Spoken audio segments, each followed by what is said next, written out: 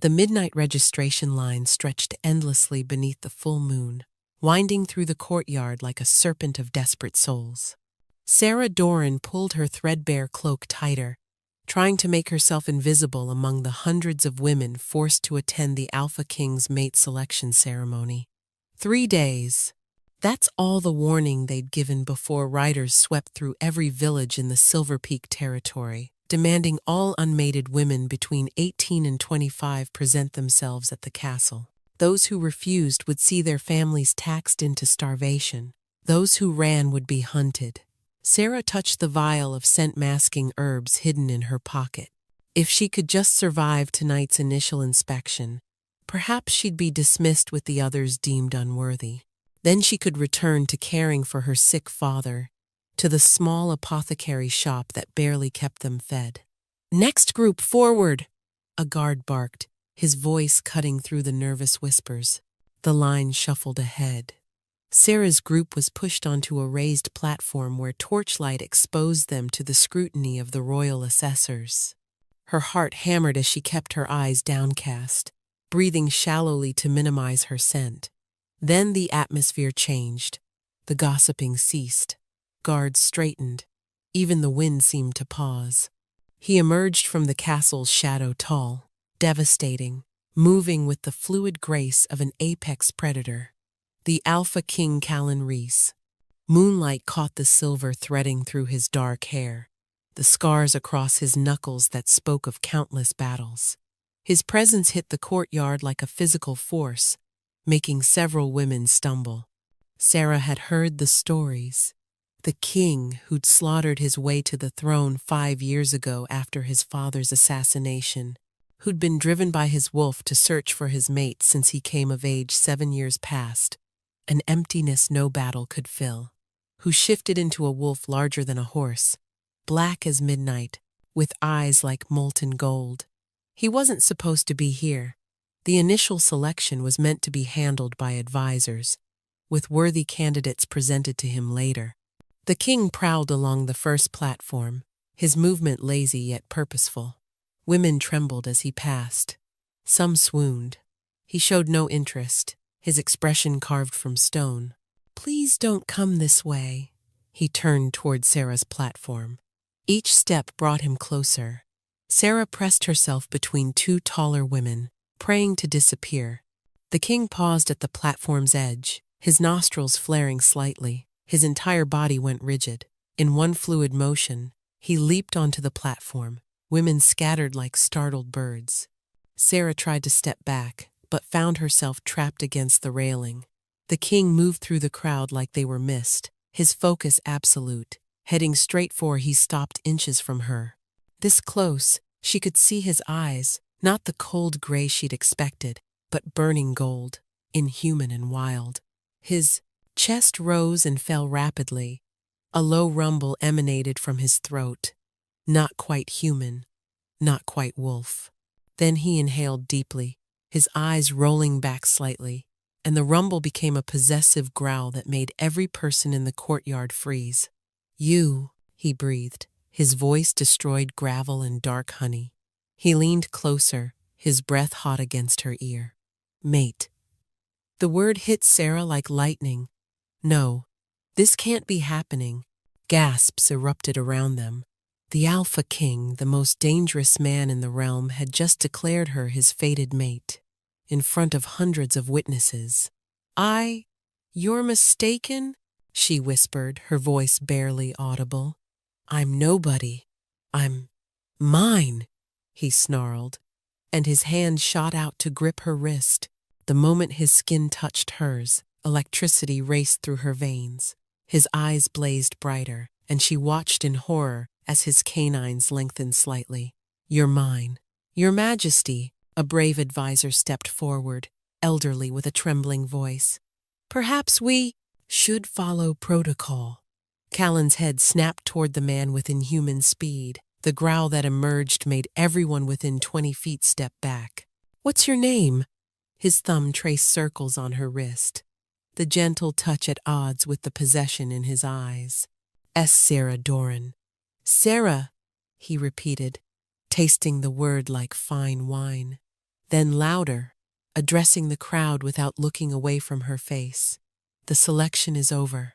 I've found my queen. But the ceremony, another advisor attempted, is done. His free hand rose to cup Sarah's face, tilting it up to meet his gaze. Do you feel it? He murmured, low enough that only she could hear. Your soul calling to mine? She did. God help her. She felt it, a pull so strong it terrified her, like recognizing a part of herself she didn't know was missing. Please, she whispered. I'm not. I can't be. His expression softened marginally. You're afraid. You think I'll hurt you. Before she could respond, a commotion erupted at the courtyard's entrance. Guards dragged forward a struggling figure, a man in expensive clothes with the bearing of nobility. Your Majesty, the man called out. I demand justice. That woman is already promised to me. Sarah's blood turned to ice. Lord Magnus Cray, the man her father had borrowed money from, the man who demanded her hand as payment. Callan's hand tightened on her wrist. Slowly, terrifyingly, he turned to face Magnus, keeping Sarah behind him. Explain, he commanded, his voice deadly quiet. Magnus lifted his chin defiantly. The woman's father owes me a significant debt. She was to marry me tomorrow to settle it. I have the contract. Had, Callan corrected. You had a contract. The Alpha King moved so fast. Sarah barely saw it. One moment he stood beside her. The next, Magnus was pinned against the courtyard wall with Callan's hand around his throat. The law states, Callan said conversationally as Magnus choked, that a mate bond supersedes all other claims. She is mine by divine right. Challenge me if you dare. He released Magnus, who collapsed gasping. Then, horrifyingly, the king's form began to ripple. His bones cracked audibly as he partially shifted, his hands becoming claws, his face elongating slightly, caught between man and wolf. Anyone else? He roared, addressing the crowd. Anyone else have a claim on my mate? Silence. Sarah watched in fascinated terror as he shifted back, the transformation smooth as water. When he turned to her, his eyes still held that wild gold. Come, he commanded, extending his hand. My father, he's sick. I can't leave him. He'll be brought to the castle, given the best healers. When she didn't take his hand, he stepped closer, crowding her against the railing. You can come willingly, he murmured, or I can carry you. But you are coming with me, little mate. Your scent is already driving me half mad. If I don't get you somewhere private soon, I'll claim you right here. Heat flooded her cheeks at the implication. With trembling fingers, she placed her hand in his. The smile that spread across his face was pure predator. He swept her up into his arms, as if she weighed nothing. The crowd parted like a sea as he strode toward the castle. Everyone out, he barked as they passed through the great doors. Clear the throne room, now. Within moments, they were alone in the vast chamber, moonlight streaming through tall windows to pool on ancient stones. He set her down but didn't release her, keeping her trapped between his body and a marble pillar. You're trembling, he observed, his hands bracketing her waist. You're the Alpha King. You kill people who displease you. I protect what's mine. His nose skimmed her throat, making her shiver. And you, Sarah Doran, are irrevocably mine. The throne room silence pressed against Sarah's ears, broken only by their breathing and the wild drumming of her heart. Callan hadn't moved, still caging her against the pillar, his presence overwhelming her senses. We need to talk about this, she managed, trying to inch sideways. His hand flattened against the marble, blocking her escape. Talk? His voice held dark amusement. My wolf has been searching for you since I came of age. 7 years of emptiness. And you want to talk? Your wolf doesn't know me. You don't know me. I know enough. His finger traced her jawline, the touch feather, light yet burning. I know you smell like lavender and lightning. I know your pulse races when I'm near. I can hear it. I know you're terrified, but also. He leaned closer, inhaling deeply, aroused. Sierra's face flamed. That's just. A crash echoed from the castle's upper levels. Shouting followed. Callan's head snapped up, his entire demeanor shifting from seductive to lethal in an instant. Stay here, he commanded, already moving. Wait! But he was gone, vanishing through a side door with inhuman speed. Sarah stood frozen for a heartbeat, then heard something that made her blood run cold. Magnus Cray's voice, coming from the same direction Callan had gone. Find the girl! The king's distracted. Move! They were coming for her. Sarah ran. She burst through the nearest door, finding herself in a narrow servants' corridor. Footsteps pounded behind her. She took turn after turn, having no idea where she was going, only knowing she had to get away. A hand grabbed her arm, yanking her backward. She opened her mouth to scream, but another hand clamped over it. Quiet, a woman's voice hissed. Unless you want them to find you. Sarah was pulled into a hidden alcove, a tapestry falling back into place just as Magnus's men ran past. She found herself face to face with a striking woman in servant's clothes, though something about her bearing suggested she was anything but. You're the king's mate, the woman stated. I'm Aveline. I serve the crown, not Magnus Cray. How did you know about the ambush? Magnus isn't as subtle as he thinks. He's been planning this since he heard about the selection. Aveline peered through a gap in the tapestry. The king will slaughter them all when he realizes they've separated you from him. As if summoned by her words, an inhuman roar shook the castle walls. Even from a distance, the sound made every hair on Sierra's body stand on end. He's discovered you're gone, Aveline said unnecessarily. We need to move. That wasn't fully human, which means he's losing control. An alpha separated from a newly found mate.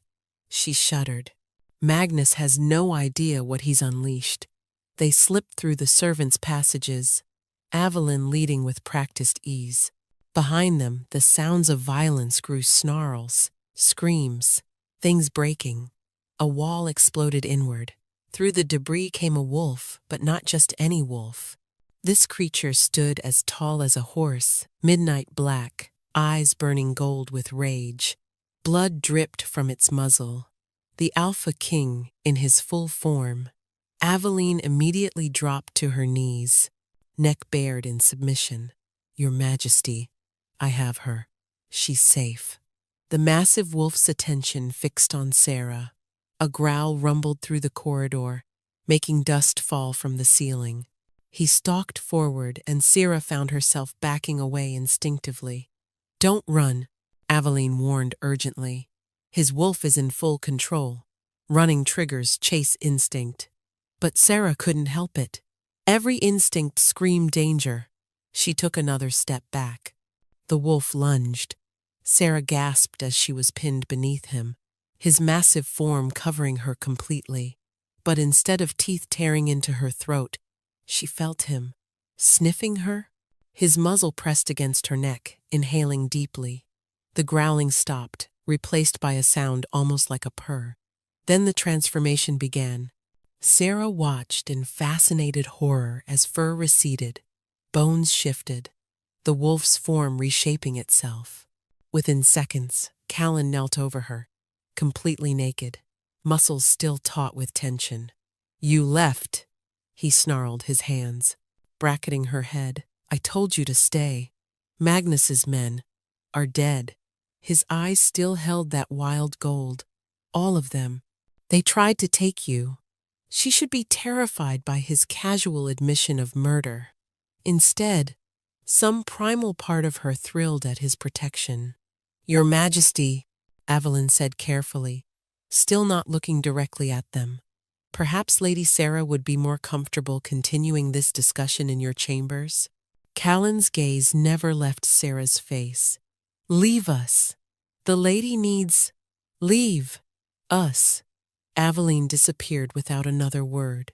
You killed them, Sarah whispered. Just like that.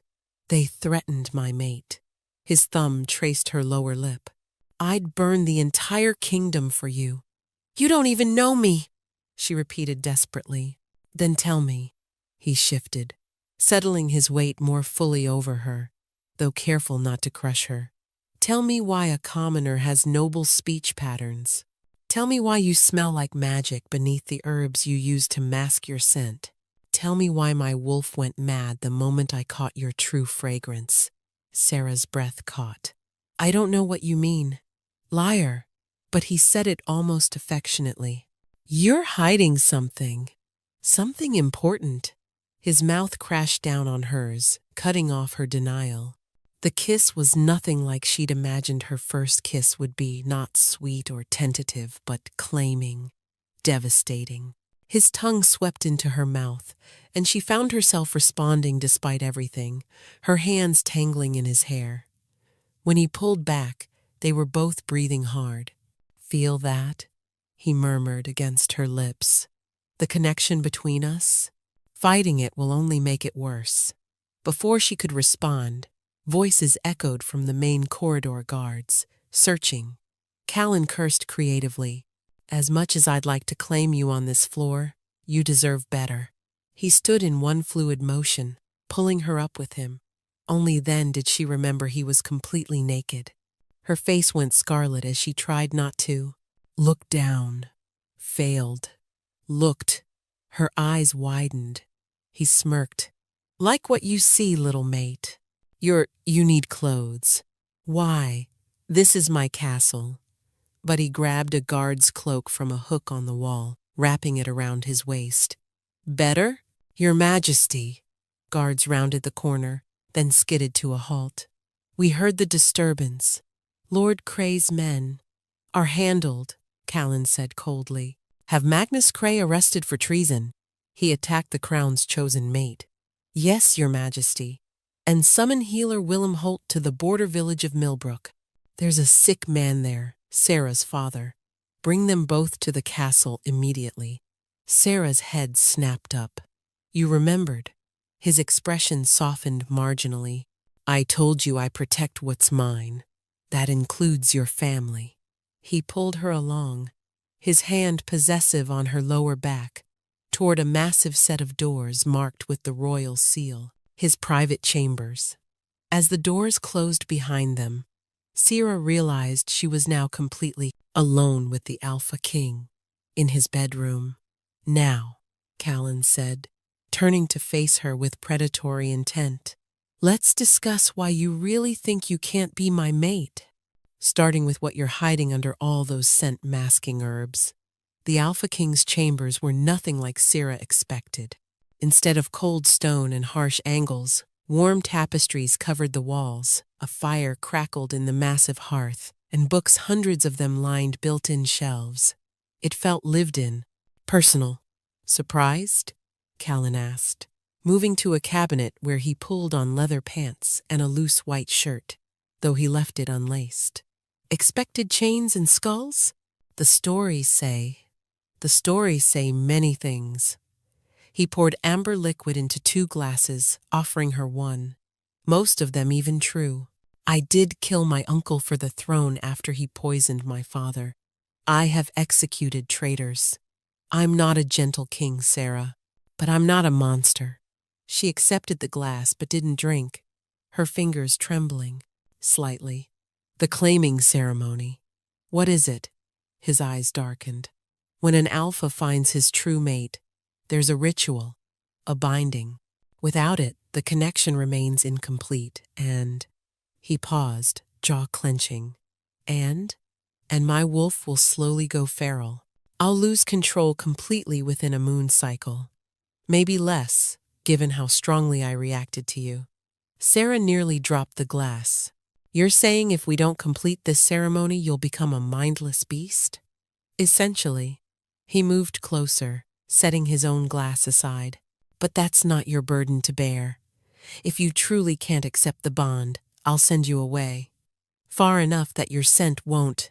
His jaw clenched harder. Won't torment me. I'll handle the consequences. You'd go feral. You'd die. Perhaps. But I won't force an unwilling mate. His hand rose to cup her cheek. Though every instinct screams at me to claim you here and now, consent matters. Even my wolf understands that. The sincerity in his voice undid something in her chest. This wasn't the tyrant from the stories. A knock interrupted them. "Enter," Callan called without looking away from her. Aveline stepped inside, now dressed in fighting leathers rather than servant's clothes. "Your Majesty, we have a problem." "If it's Magnus." "No. Lord Cray is secured, but his men had help. Someone inside the castle." Callan's expression went lethal. "Who?" "We're still investigating. But sire, that's not the urgent issue." Aveline's gaze flicked to Sarah. "There's been talk about the lady's bloodline." Sarah's heart stopped. "What talk?" Callan's voice had gone dangerously soft. "The old records. From before the Great Burning. There was a family, thought extinct. They carried certain traits, abilities that made them valuable to the crown." "Aveline," Sarah whispered, pleading. But the woman continued. "The Doran line weren't always merchants, Your Majesty. 3 generations ago, they were the royal truth keepers." Callan went very still. "That's impossible. The truth keepers were wiped out. All but one child. A girl who disappeared during the purge." Aveline met Sarah's eyes. A girl who would be about the right age to be Lady Sarah's grandmother. Understanding dawned in Callan's eyes. "You can sense lies," he said slowly, turning to Sarah. "That's what you're hiding. You're a truth keeper." Sarah's silence was answer enough. "That's why the herbs," he continued, pieces falling into place. "Truth keeper blood smells different to shifters. Like magic, like power. My wolf didn't just recognize a mate, it recognized someone who could never deceive us." "I never wanted anyone to know," Sarah burst out. "Do you understand what people do when they find out you can taste their lies? The fear, the hatred? My grandmother hid it, my mother hid it, and I can tell if someone's being honest." His eyes blazed with something like triumph. "A queen who always knows truth from lie. Do you know what this means? That you'll use me? That you'll never have to doubt me." He moved closer again, crowding her against the bookshelf. "Every promise I make, every word of devotion, you'll know it's real. No alpha has ever been able to offer that to their mate." The implications hit her like a physical blow. He was right. She'd always know if he was faithful, if he truly cared, if his words were honest. "Tell me something," she whispered. "Anything. Tell me what you thought when you first scented me." His pupils dilated. "I thought I was dying, that my heart would explode from recognition. 7 years of emptiness, and suddenly there you were. Everything I never knew I needed." Truth rang through every word like a bell. "Your turn," he murmured. "Tell me you don't feel the bond." She opened her mouth to lie, then realized the futility. He might not have her ability, but the connection would tell him anyway. "I feel it," she admitted. "Like a hook in my soul, pulling me to you. It terrifies me." "Good. It terrifies me too." His forehead pressed against hers. "But Sarah, we don't have to complete everything tonight. The full claiming ceremony can wait until..." Another knock. Urgent this time. "Your Majesty, we're under attack," Callan snarled, pulling away. "Who dares?" A guard stumbled in, blood running down his face. "The Northern Pack. They've crossed the border. They're demanding you present your mate for inspection." "Inspection?" Sarah asked. Callan's expression went dark. "An old law. Neighboring packs can challenge a mate bond if they believe it's false or forced. If they're not satisfied, they can claim the mate for themselves." "But it's not false." "No, but you haven't been marked yet." "Without my mark, you're technically unclaimed." "Fair game." "No," Sarah said, surprising everyone, including herself. "If I hide, They'll say the bond is false, that you're forcing me. Sarah, I can tell if they're lying about their intentions. I'll know if they truly believe the bond is false, or if they're just making a power play. She lifted her chin. I'm your mate. Let me act like it. Pride and possession flared in his eyes. You're untrained. If a fight breaks out, then you'll protect me. Isn't that what you promised? For a long moment they stared at each other. Then he laughed, dark and appreciative. My brilliant, brave little mate. He pulled her against him, his mouth finding her throat. You'll stay behind me at all times. If I tell you to run, you run. Understood? Yes. His teeth scraped her pulse point, making her gasp. And Sarah?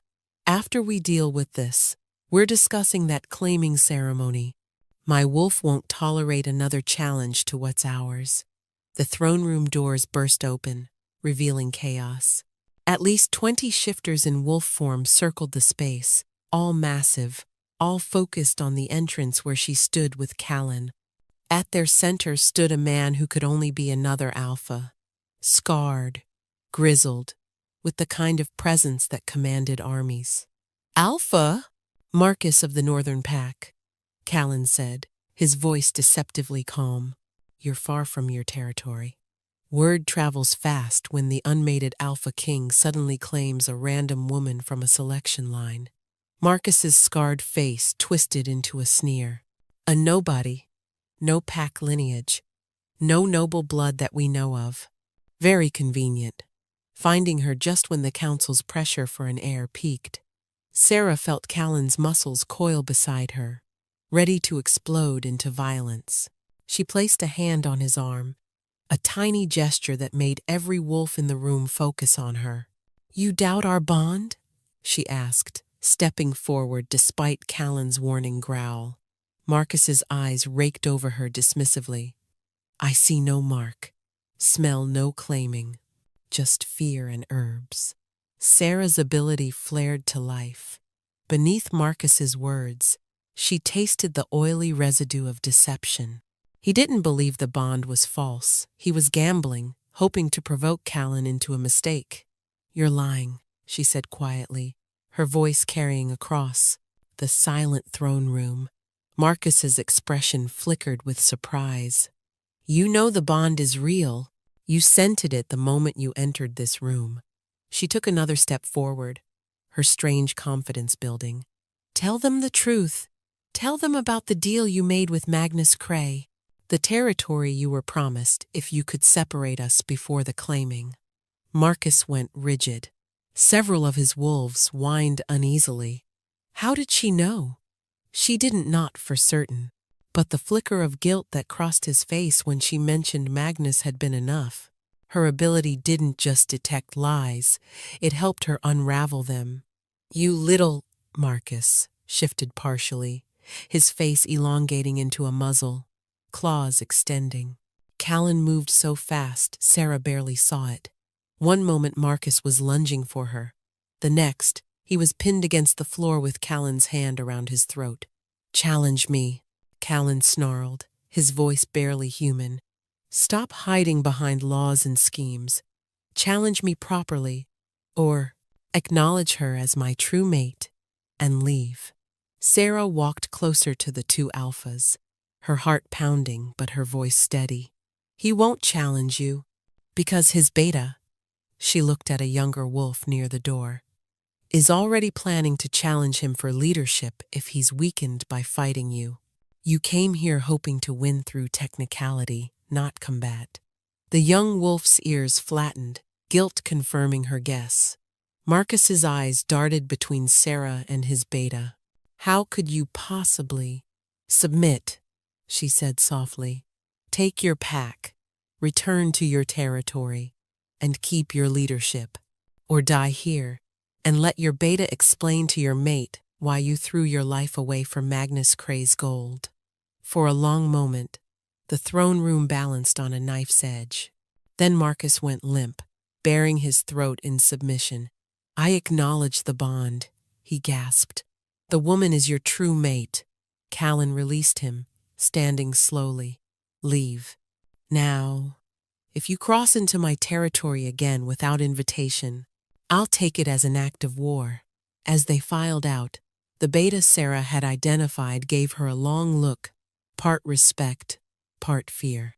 When the doors closed, Callan turned to her, wonder in his eyes. "How?"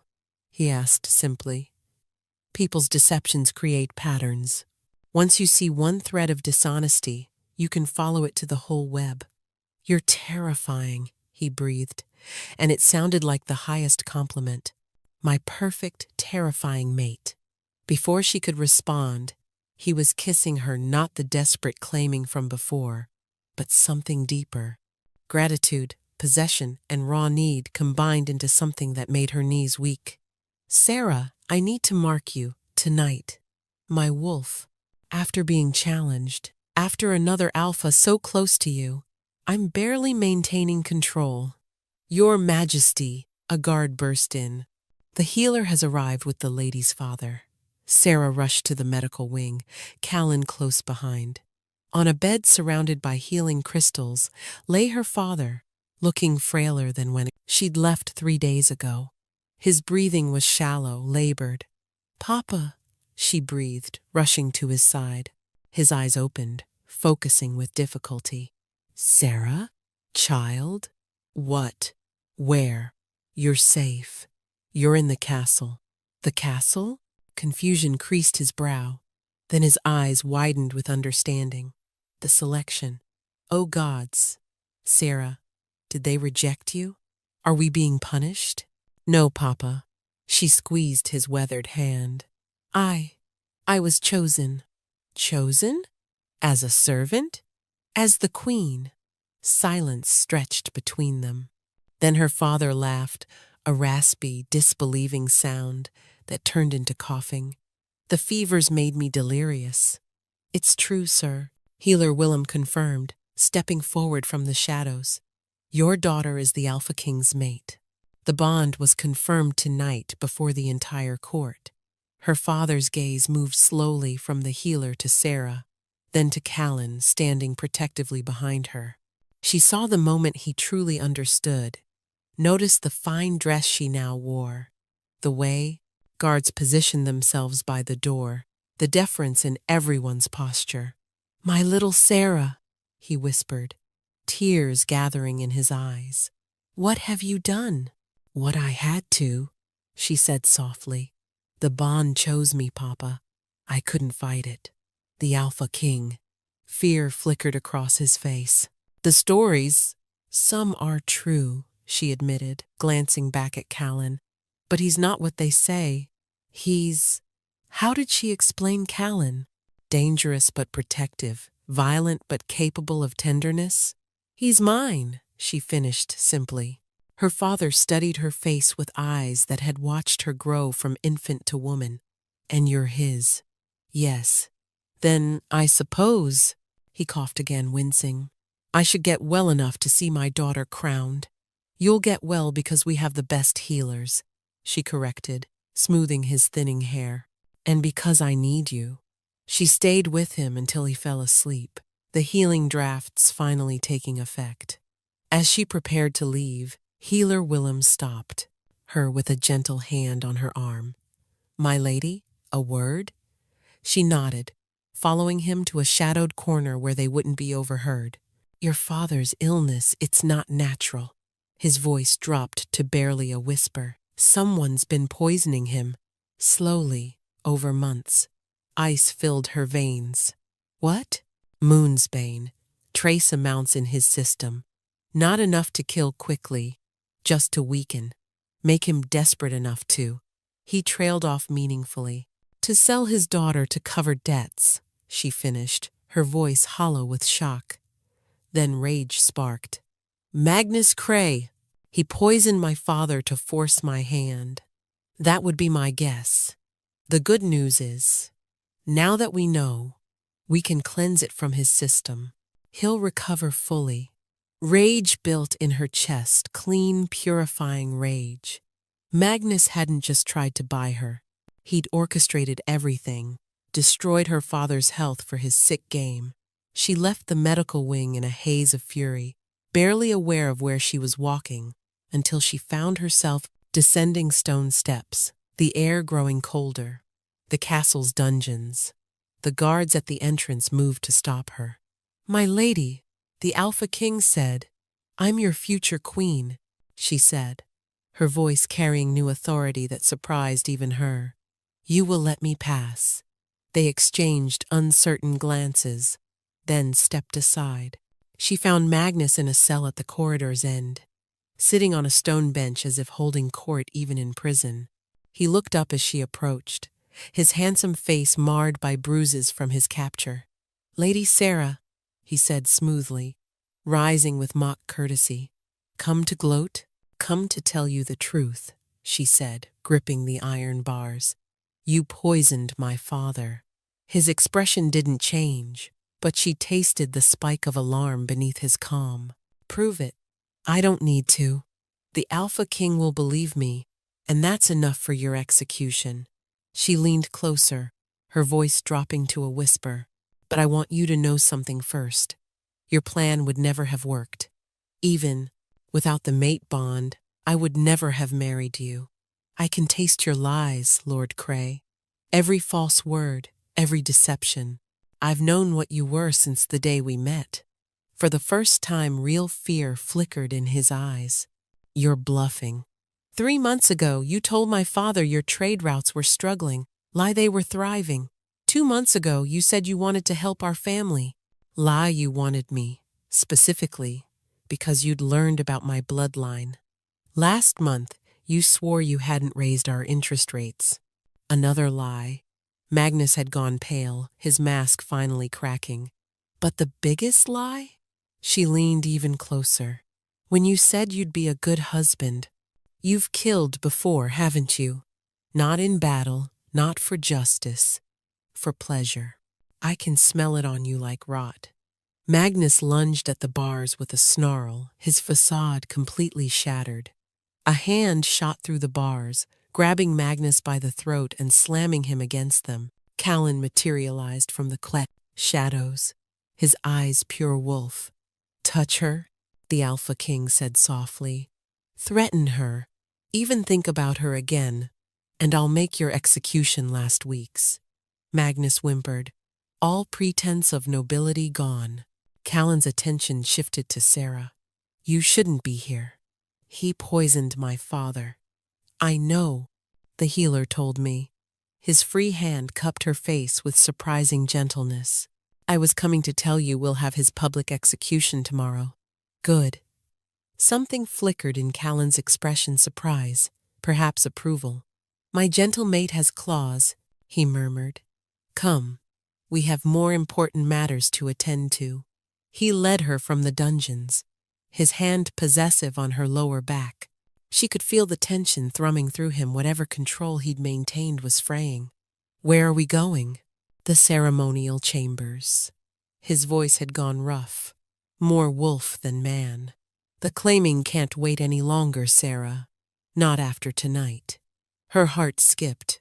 "What does it entail exactly?" "A blood bond, a marking, and..." He stopped walking, pressing her against the corridor wall with controlled desperation. "And I take you, claim you completely, bond you to me in every way possible." Heat flooded through her at his words, at the naked hunger in his eyes. "Will it hurt? The marking?" "Yes, at first. Then..." His thumb traced her pulse point where his mark would go. "Then it becomes something else entirely. Something I can't describe, only show. And if I'm not ready?" His jaw clenched, internal struggle visible in every line of his body. "Then I leave. Tonight, let distance weaken the bond until you decide." "But Sarah..." His control cracked slightly. "Please, my wolf is going mad. I can barely think past the need to claim you. And there's more. I sense something in your father's room. You have power beyond just truth detection. Something dormant, waiting." She could feel it through their incomplete bond, his desperate hunger, the primal need clawing at his control. But beneath that, she felt something else. Love. not the gentle, growing kind, the instant, soul-deep recognition of finding home. Yes, she whispered. He went completely still. Yes? Complete the bond. Make me yours. The growl that escaped him was pure satisfaction. The ceremonial chamber took Sarah's breath away. Ancient symbols covered the walls, glowing faintly with their own inner light. At the room's center lay a pool of moonlit water, silver stairs descending into its depths. The air itself felt alive, crackling with magic older than the kingdom itself. This is where every Alpha King has claimed their mate for 1,000 years, Callan said, setting her down gently. His hands trembled as they left her body, the only sign of how much his control was costing him. It's beautiful, she whispered, turning in a slow circle. You're beautiful. He moved to a stone altar, where ceremonial items waited: a silver blade, 2 chalices, and a leather-bound book so old, its pages looked like whispers. Are you certain, Sarah? Once we begin, the magic won't let us stop. The bond will demand completion. What exactly happens? We share blood binding our life forces. Then I mark you. His fingers ghosted over the junction of her neck and shoulder, making her shiver. My bite will leave a permanent mark, showing everyone you're claimed. And then, his eyes darkened to molten gold. Then the bond demands consummation. We become one in every way. Heat pooled low in her belly. I've never, neither have I. His admission surprised her. My wolf would never permit another. It waited for you. He began removing his shirt, revealing the powerful chest she'd only glimpsed before. Scars crisscrossed his skin, evidence of countless battles, each one a story of survival. Just as I waited for you. The honesty in his voice, combined with her ability confirming its truth, made her heart race. What do I do? First, you decide if you trust me. He picked up the silver blade, its edge gleaming in the mystical light. The blood bond requires absolute trust. If either of us holds back, it won't take. Sarah moved closer, drawn by the pull between them and her own growing desire. I trust you. Even though we met hours ago, my gift has never failed me. You've told me no lies. She touched a particularly vicious scar over his heart. You would die for me. Yes. No hesitation. You'll never take another. Never. And when you look at me, you see everything, he breathed. My beginning and end. My salvation and damnation. The piece of my soul I didn't know was missing. Truth rang through every word like cathedral bells. Then I trust you, she said simply. He kissed her gentle this time, reverent. When he pulled back, his control was hanging by a thread. The dress, he said roughly. It needs to come off for the ritual. Heat flooded her cheeks, but she turned, presenting her back. His fingers found the laces, pulling them free with agonizing slowness. The dress pooled at her feet, leaving her in only her thin shift. She heard his sharp intake of breath. Sarah, should I remove this too? Not yet. Step into the pool. The water was surprisingly warm, tingling against her skin like champagne bubbles. Callan followed, still wearing his leather pants, the water rising to his waist.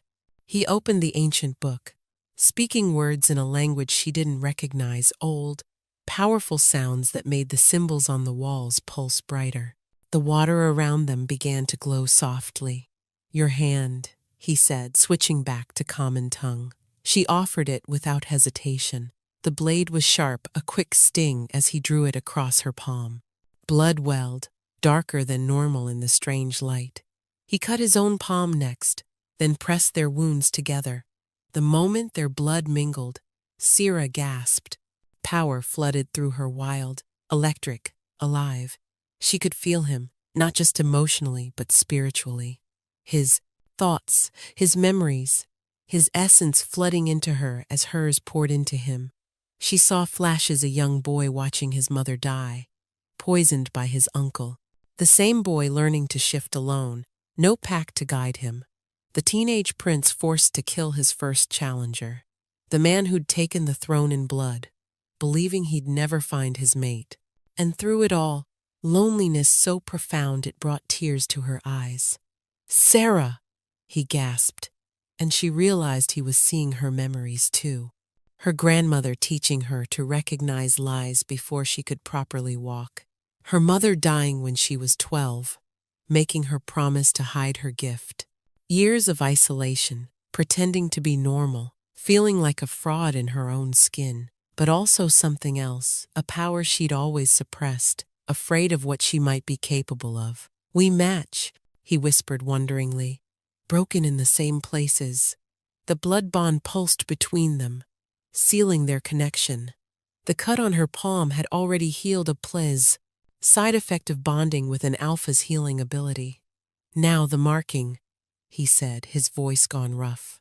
His wolf was rising to the surface. She could see it in the gold bleeding into his eyes. "Will you shift?" "Partially. Enough for the bite to take properly." His hands gripped her waist, pulling her against him. "It has to be perfect. Too shallow, and it won't bond. Too deep, and you won't hurt me," she said with absolute certainty. His control shattered. The shift was beautiful, his features sharpening rather than distorting, becoming something between man and wolf. His canines lengthened to deadly points. The hands on her waist sprouted claws, though he was careful not to pierce her skin. "Mine," he growled, the word barely human. "Yours?" she agreed, tilting her head to expose her throat. He struck like lightning. His teeth sank into the junction of her neck and shoulder, and pain exploded through her sharp, overwhelming. She cried out, her hands clutching his shoulders. Then the pain transformed. Heat flooded from the bite, but not the heat of injury. This was something else entirely, pleasure, so intense it bordered on transcendent. Every nerve ending came alive. She could feel him through the mark, his primal satisfaction at claiming her, his desperate need to complete the bond. When he pulled back, licking the wound to seal it, she nearly collapsed. He caught her, fully human again, his eyes wild with concern. "Sarah, are you?" She kissed him, tasting her own blood on his lips. The bond roared to life between them, demanding completion. "Please," she gasped against his mouth. I know." He lifted her from the pool as if she weighed nothing, carrying her to a pile of furs she hadn't noticed before. "I can feel everything you need." The wet shift clung to her skin, transparent now. His hands shook as he peeled it away, revealing her to his hungry gaze. "Perfect," he breathed. "My perfect mate." What followed was nothing like the crude jokes she'd overheard in the market. Callan worshipped her every touch reverent, every kiss a prayer. The bond guided them, showing him exactly where to touch to make her gasp, showing her how to reduce him to groans. When he finally claimed her fully, the bond exploded into completeness. She could feel his heartbeat as her own, his pleasure doubling hers, their souls merging into one. "I love you," she gasped at the peak, the words torn from her very soul. "Colin, I love you."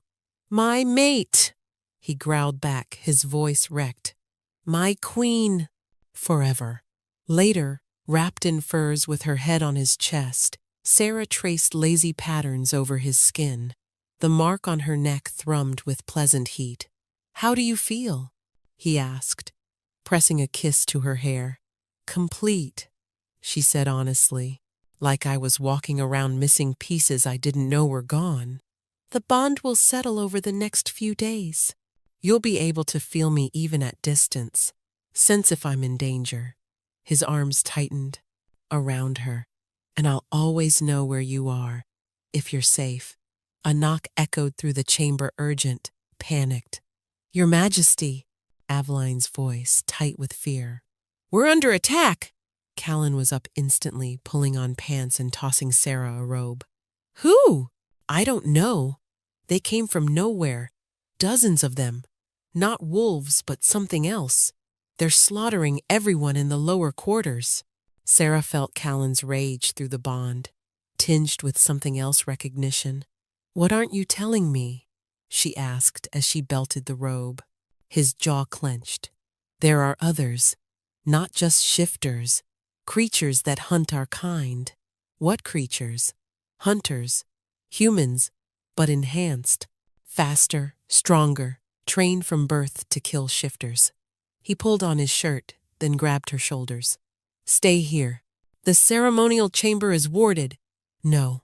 She pulled away. We just bonded. I won't hide while you fight. They burst from the ceremonial chamber to find chaos. The castle was under siege, but not by any normal army. The attackers moved with inhuman speed, silver weapons gleaming as they cut through guards. Hunters, Callan snarled. But how did they breach our borders without warning? The answer came when they reached the main hall. At its center stood a figure in hunter's gear. But Sarah's gift screamed warnings. This was no hunter. It was someone wearing a hunter's skin. Someone she recognized. Hello, sister, the figure said, pulling off their hood. Sarah's blood turned to ice. It couldn't be, but it was. Her sister Alara, the one who died 5 years ago. Except apparently, she hadn't died at all. Alara? Sarah's voice cracked. You're dead. We buried you. Her sister smiled, the same crooked smile from childhood, but twisted now with something dark. You buried an empty coffin. I've been busy. Doing what? But even as Sarah asked, her gift was already unraveling the lies. Years of them. You've been with the hunters. Training, planning, this? Planning to free you, Alara corrected, stepping forward. From this monster. She gestured at Callan with a silver blade. Did you know what you are, little sister? What we truly are? Callan stepped partially in front of Sarah, a protective growl rumbling through his chest. Truth keepers, Sarah said. I know, Alara laughed, the sound harsh and bitter. Truth keepers? Is that what grandmother told you? We're so much more. Our bloodline doesn't just detect lies we can kill with the truth. Watch. She turned to a nearby guard who'd been watching uncertainly. You cheated on your mate last summer with her sister. The guard went rigid, his eyes widening in horror. Then he began convulsing. Blood poured from his nose as he collapsed, body seizing violently before going still. Stop! Sarah screamed, rushing forward only to be caught by Callan's arm. That's what we can do when properly trained, Alara said calmly, as if she hadn't just murdered an innocent man.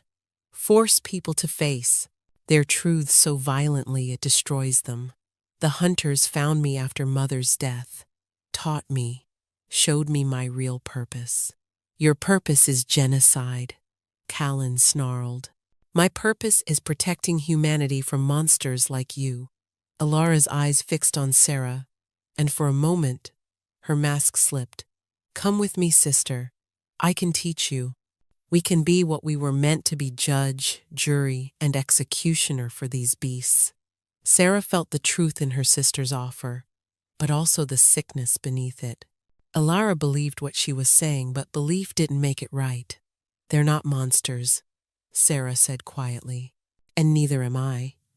For the first time, Alara's expression truly faltered. You let him mark you.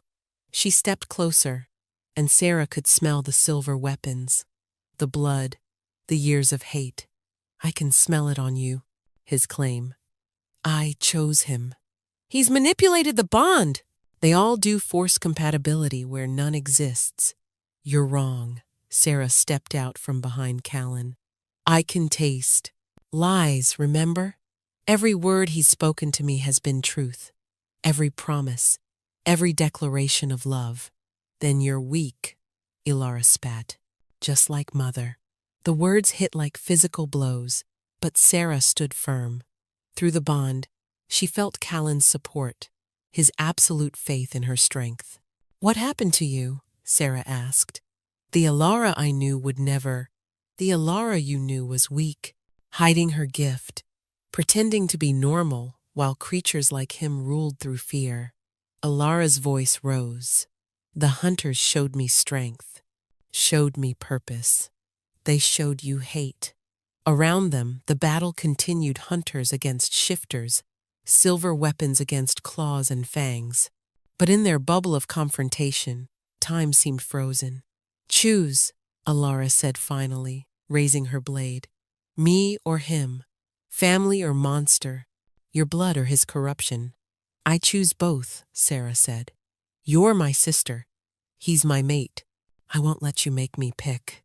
Alara's face contorted with rage. "Then you've chosen death." She lunged not at Sarah, but at Callan. Silver flashed in the torchlight. Sarah moved without thinking. Her gift, the part she'd always suppressed, always feared, exploded outward. Not to hurt, but to reveal.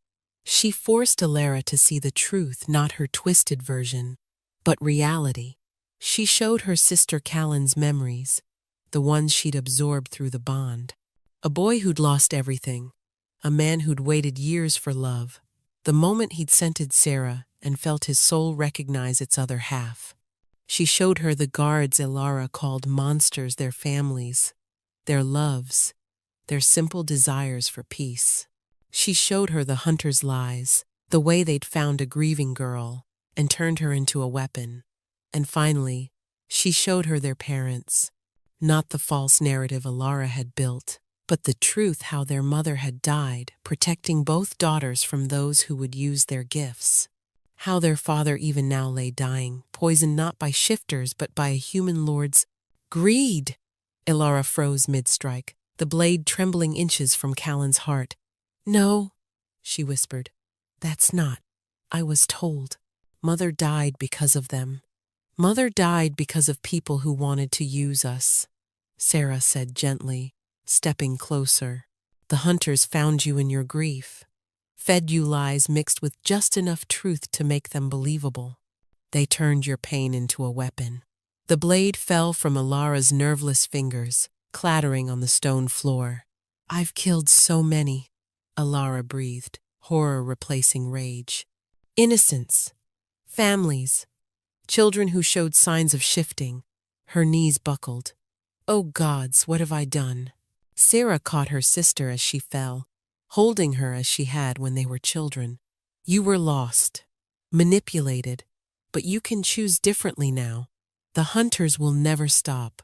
They know about you now, about what our bloodline can really do." Callan picked up the fallen blade, but instead of using it, he tossed it aside. "Then they'll face the united packs, Shifter and Truthkeeper, standing together." Alara looked between them, her sister and the Alpha King, bonded and united. Around them she became aware that the fighting had stopped.